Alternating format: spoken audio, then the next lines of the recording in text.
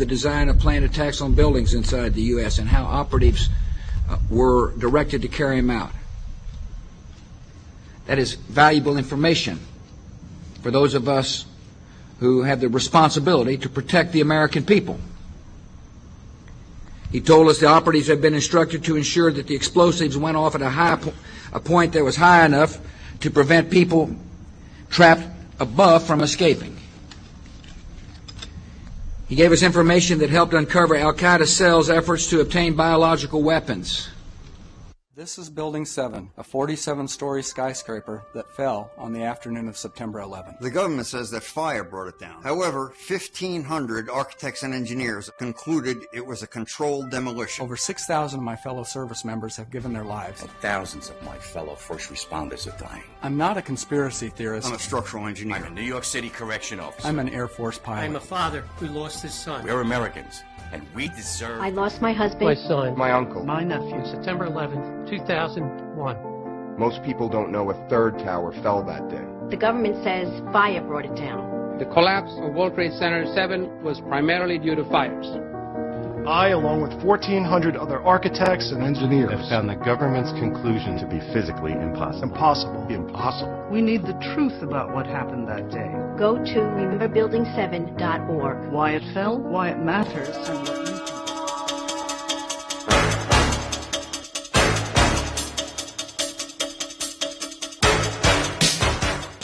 He told her he would capture it not with weapons and armies, but by creating a new religion and transforming the Roman Empire into the Holy Roman Empire. Celine agreed to join her brother's spiritual revolution. She changed her name from Celine to Magdalene by adding the word Magda to her name, which means high place in Hebrew.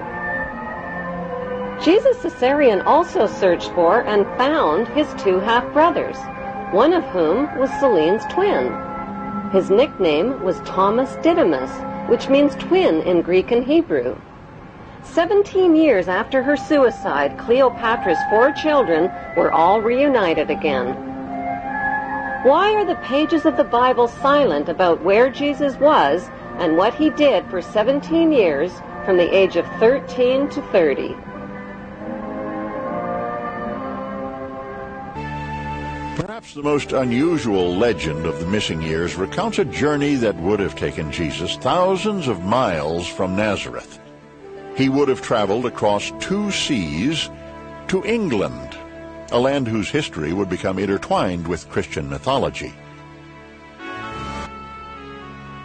To this day, in southern England, in Cornwall, villagers speak of Jesus having once walked here. Beneath these rolling meadows, the earth is laced with tin. 2,000 years ago, the story goes, the gospel character Joseph of Arimathea came to England to trade for the precious metal. And according to the legend, he brought with him his nephew, Jesus of Nazareth. At that time, ancient England was inhabited by the pagan Celts. Their religious leaders, the Druids, believed they were descended from a divine being. They also believed in an immortal soul.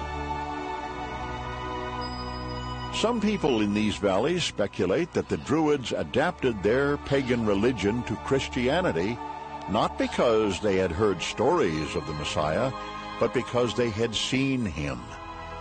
However, most scholars believe that it was the conquering Romans who arrived 2 centuries later who would convert the Druids to Christianity by persuasion and genocide. Since they were first found in a desert cave in 1947, the Dead Sea Scrolls have fueled speculation about the life of Jesus.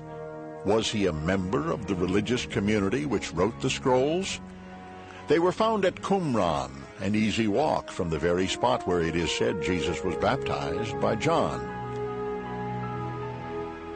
The scrolls detail the beliefs of a Jewish sect called the Essenes, a group that flourished during the lifetime of Jesus.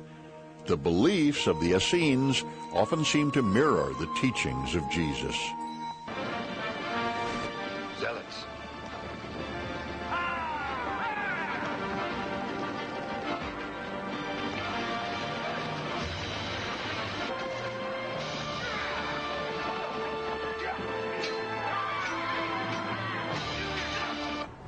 Jesus' band of revolutionaries included not only the Essenes, but a violent Hebrew terrorist group called the Zealots, who evolved into today's Zionists. We're going to a wedding.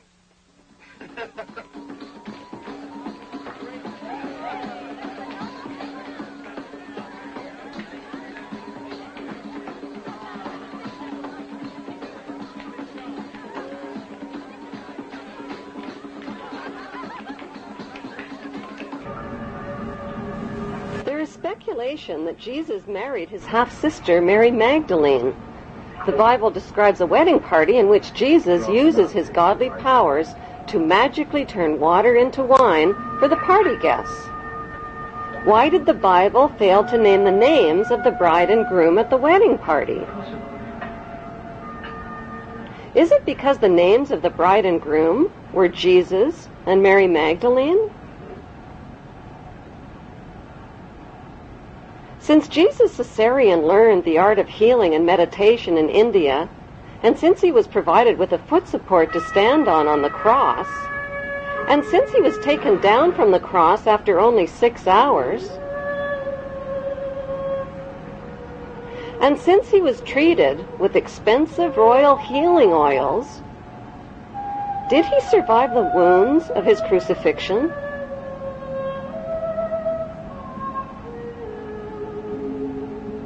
Since Jesus and his wealthy Hebrew relatives all knew about Jesus' arrest and crucifixion in advance, was it planned, along with stories of his resurrection, to convert the Roman Empire into the Holy Roman Empire? My Lord and my God! Like his father Julius Caesar, who was officially elevated to the status of God, Jesus Caesarean was not only elevated to the status of God, he recaptured his father's kingdom and expanded the Holy Hebrew Empire all the way to Great Britain and the United States of America. What then, little king? A review of royal genealogy charts confirms that today, Israel, Great Britain, and the United States are all ruled by descendants of the Hebrew tribes of Israel. The big question is, if Caesarean was born in 47 BC, how could Caesarean possibly be Jesus? Jesus was born in the year 0, wasn't he? To begin with, the year 0 does not exist on today's Gregorian Christian calendar, which jumps from 1 BC to 1 AD. Experts confirm a 7-year error was made in converting from the Egyptian to the Roman to the Christian calendar. The only way to calculate Jesus' real age is from a Bible quote which states that Jesus was baptized in the 15th year of the reign of Emperor Tiberius. Since Tiberius grew up in Octavia's royal household with Caesarean's half-sister and brothers, that means Caesarean was very close in age to Tiberius, who was born in 3 BC. By comparing important dates in the Jewish, Muslim, and Christian holy books, there is a margin of error of at least 30 years. So what proof is there that Caesarean's half-sister Celine is in fact Mary Magdalene? They were both wealthy, they both shared the same names, they were both Hebrew, and they both lived in the same place at the same time under the same Roman rulers.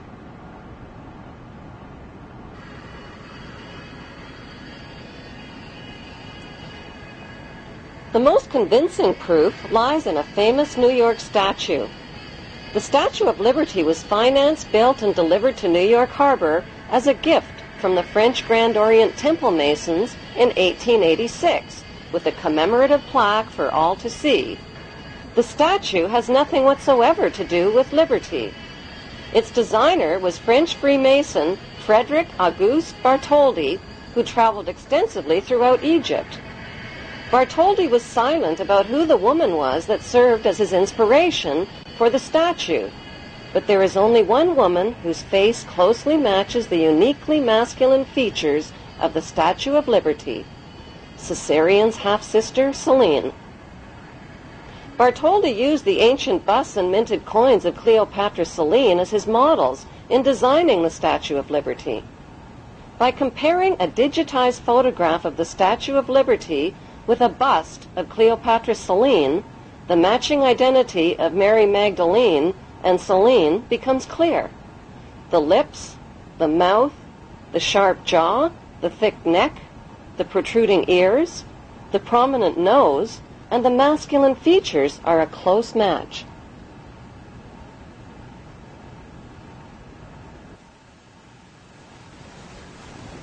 An ancient minted coin of Cleopatra Selene reveals that even her hairstyle and hair tie ribbons are an identical match with the Statue of Liberty's hairstyle and ribbons.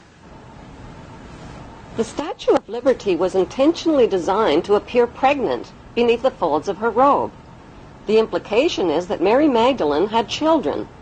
Their names were Tamar and Jesus the Justice, whom the Merovingians, British royalty, and elite brotherhood of Freemasons claimed to be descendants of.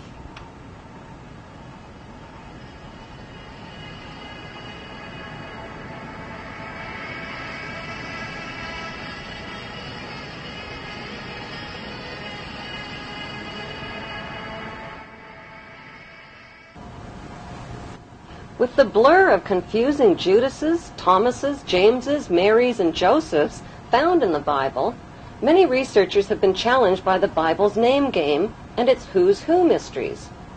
One way of decoding the Bible is to profile the main cast of characters and create a royal genealogy chart. The connection between the lives of the main Bible characters and the lives of real, historical figures line up like answers in a crossword puzzle. Far from being poor and uneducated, Jesus' inner circle of family and disciples were well-educated and well-off descendants of royalty. The disciple called Nicodemus of Bethany was in